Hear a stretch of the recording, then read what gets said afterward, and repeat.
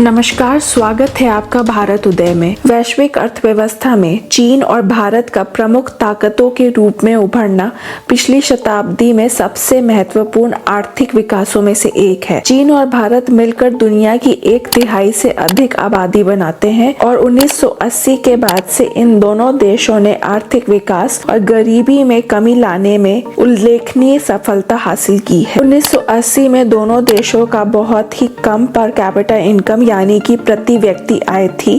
उसके बाद प्रति व्यक्ति आय भारत में 2 गुना और चीन में 7 गुना बढ़ी है। पहले दोनों ही देश दुनिया से कटे हुए अर्थव्यवस्था थे, यानी कि क्लोज्ड इकोनॉमी हुआ करते थे। चीन ने तेजी दिखाई और लेट 1970 से ही व्यापार पर बहुत सारे प्रतिबंधों को कम किया, अर्थव्यवस्था में सुधार किए ताकि विदेशी निवेश को आकर्षित किया जा सके। भारत ने अर्थव्यवस्था में सुधार 1991 के बाद से किए। तो आप देख सकते हैं कि अपने वृद्धि दर को बढ़ाने के लिए चीन भारत से करीब 1 दशक पहले ही लीड ले चुका है। स्टेट बैंक ऑफ इंडिया के रिसर्च पेपर के अनुसार भारत साल 2027 तक जर्मनी, जो दुनिया की चौथी सबसे बड़ी अर्थव्यवस्था, और 2029 तक दुनिया की तीसरी सबसे बड़ी अर्थव्यवस्था वाले देश जापान को पीछे छोड़ देगा। विशेषज्ञों का ये भी कहना है कि 2023 का भारत 2007 के चीन के समान है। हालांकि कुछ आर्थिक मापदंडों को देखा जाए तो 2007 का चीन भी कुछ मायनों में 2023 के भारत से आगे था। ऐसे में अगर चीनी अर्थव्यवस्था को आज रोक दिया जाए और भारत की अर्थव्यवस्था 7 से 7.5% की रफ्तार से बढ़े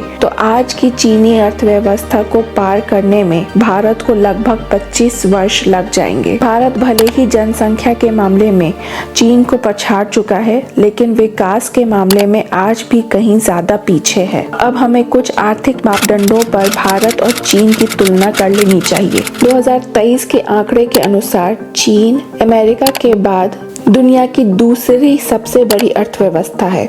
भारत का स्थान विश्व में 5वें नंबर पर आता है। एशिया के देशों को देखा जाए तो भारत और चीन दोनों साथ में जीडीपी के मामले में एशिया की जीडीपी में आधे से ज्यादा का योगदान देते हैं। 1988 में पीपीपी टर्म्स में भारत और चीन की जीडीपी इक्वल थी। 1990 में चीन भारत से थोड़ा आगे था, लेकिन 2023 में चीन की जीडीपी भारत से 5 गुना ज्यादा है। भारत की जीडीपी है $3.4 ट्रिलियन और चीन की जीडीपी है $17.7 ट्रिलियन। चीन ने अपने $1 ट्रिलियन जीडीपी का आंकड़ा 1998 में ही पा लिया था और भारत ने यह लक्ष्य 2007 में पाया था। चीन 22 सालों से लगातार 10% पर ग्रो कर रहा था और इस तरह की वृद्धि दर भारत में कभी नहीं देखी गई। अगर हम इन्वेस्टमेंट रेशियो पर ध्यान डालें तो चीन का 2003 से 2011 तक का इन्वेस्टमेंट 40% था और वहीं भारत में निवेश सिर्फ 35% था। 2022 से 2021 के बीच चीन और भारत में अंतर और भी ज्यादा बढ़ गया। चीन का इन्वेस्टमेंट रेशियो बढ़कर 43% हो गया और भारत का इन्वेस्टमेंट रेशियो 29% के स्तर पर गिर गया। अगर एक्सपोर्ट्स के पैरामीटर को देखें तो 2022 से 23 में चीन का एक्सपोर्ट्स $3.5 ट्रिलियन था और भारत का एक्सपोर्ट्स $770 बिलियन का था। अगर हम लेबर फोर्स पार्टिसिपेशन के आधार पर तुलना करें तो चाइना में 2022 में लेबर फोर्स पार्टिसिपेशन रेट 66% का था और वहीं भारत में 56% था। जहां तक female labour force participation rate, महिलाओं की श्रम बल में भागीदारी की बात आती है तो 2022 में चीन में 61% महिलाएं एम्प्लॉयड थी और भारत का आंकड़ा यहां पर सिर्फ 31% का है। तो भारत के लेबर फोर्स की औसत उम्र 29 वर्ष है और चीन की औसत उम्र 39 वर्ष है। तो भारत का लेबर फोर्स काफी यंग है। विशेषज्ञों की माने तो चीन इतिहास का ऐसा पहला देश बनेगा जो अमीर होने से पहले ही बूढ़ा हो जाएगा।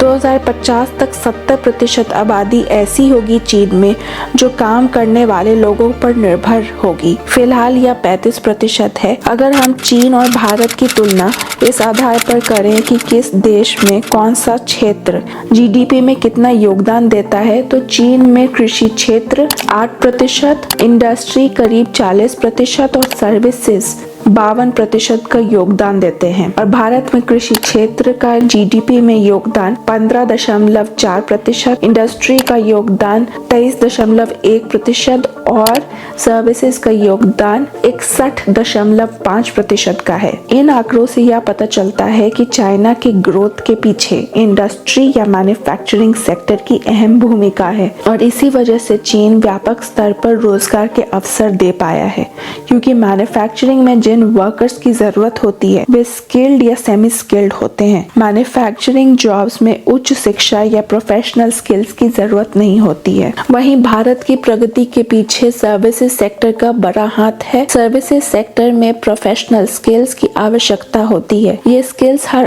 आम भारतीय के पास उपलब्ध नहीं है और मैन्युफैक्चरिंग क्षेत्र भारत में इतना विकसित नहीं है, हालांकि इस पर काम हो रहा है। इसी वजह से भारत के ग्रोथ को जॉबलेस ग्रोथ भी बोलते हैं, क्योंकि भारत में मैन्युफैक्चरिंग सेक्टर के विकसित न होने की वजह से व्यापक स्तर पर नौकरियां जनरेट नहीं हो पाई हैं। इसी वजह से भारत में आर्थिक असमानता का भी मुद्दा रहता है, क्योंकि लगभग 50% आबादी कृषि पर निर्भर है। अब जब कृषि पर से निर्भरता कम करने की बात आती है तो उस आबादी को कौन सी नौकरी दी जाए, यह मुद्दा जरूर उठता है। सर्विसेज सेक्टर में एम्प्लॉय नहीं कर सकते क्योंकि उच्च शिक्षा और प्रोफेशनल स्किल्स उनके पास नहीं है और मैन्युफैक्चरिंग सेक्टर विकसित नहीं हुआ जिसमें नौकरियां दी जा सकती थी। आर्थिक कारणों के अतिरिक्त देखा जाए तो राजनीतिक तौर पर भारत विश्व का सबसे बड़ा लोकतंत्र है और चीन में वन पार्टी डिक्टेटरशिप है। जहाँ तक चीन की बात है तो वहाँ पर निर्णय लेना आसान होता है और वहाँ पर लीडर्स विरोध का सामना नहीं करना पड़ता है। वहीं भारत में हर नीति या कानून बनाने से पहले बहुत विचार विमर्श होता है, कई प्रक्रियाओं को पार करना पड़ता है, तब जाके कोई प्रोजेक्ट, स्कीम या प्रोग्राम इम्प्लीमेंटेशन स्टेज तक पहुंचता है। जहां तक चीनी सरकार की बात आती है वहां पर पारदर्शिता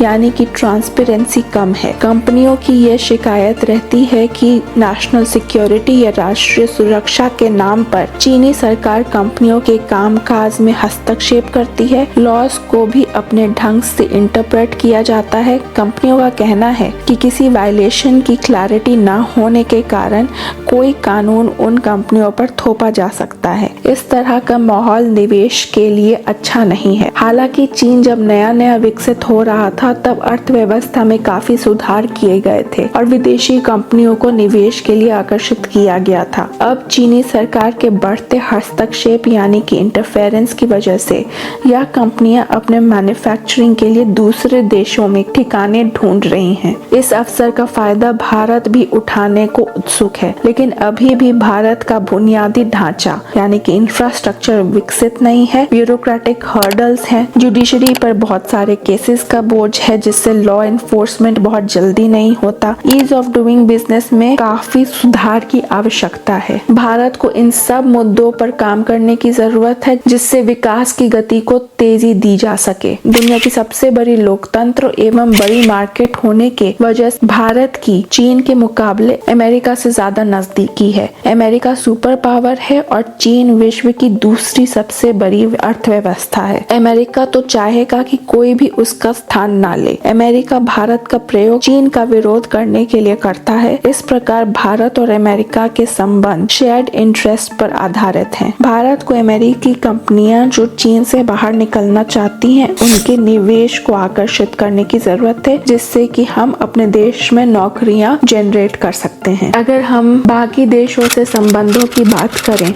तो सबसे पहले हमें भारत के पड़ोसियों से संबंध के बारे में बात कर लेनी चाहिए। तो चाहे पाकिस्तान हो, नेपाल हो, बांग्लादेश हो, मालदीव, श्रीलंका, इन सब देशों में चीन का प्रभुत्व बढ़ रहा है। चीन बहुत आसानी से इन देशों में इंफ्रास्ट्रक्चर डेवलप करने के लिए खूब सारा कर्ज देता है, लेकिन ये कर्ज बहुत ही हाई इंटरेस्ट रेट पर दिए जाते हैं। जब ये छोटे देश कर्ज वापस नहीं कर पाते हैं तो इन्हें चीन से और लोन लेना पड़ता है अपने पिछले कर्ज को चुकाने के लिए। इसे डेट ट्रैप पॉलिसी भी कहते हैं। जब ये देश बिल्कुल भी लोन नहीं चुका पाते तो इन्हें अपने कुछ क्रिटिकल एसेट्स चीन को देने पड़ते हैं, जिससे इनकी सॉवरेनिटी भी कॉम्प्रोमाइज होती है। वहीं भारत कमजोर देशों से संबंध रखता है तो भारत की मंशा शोषण करने की नहीं होती। भारत अगर किसी देश में निवेश करता है तो वहाँ पर लोगों के स्किल डेवलपमेंट, जॉब क्रिएशन पर भी ध्यान देता है। हाल ही में 2023 में जब G20 की अध्यक्षता भारत ने की तो अफ्रीकन यूनियन को G20 का मेंबर भारत की पहल पर बनाया गया। भारत में ग्लोबल साउथ के देशों का लीडर बनने का पूरा सामर्थ्य है। जल्दी से चीन से कर्ज प्राप्त कर लेना इन देशों के लिए शॉर्ट टर्म में लाभदायक है,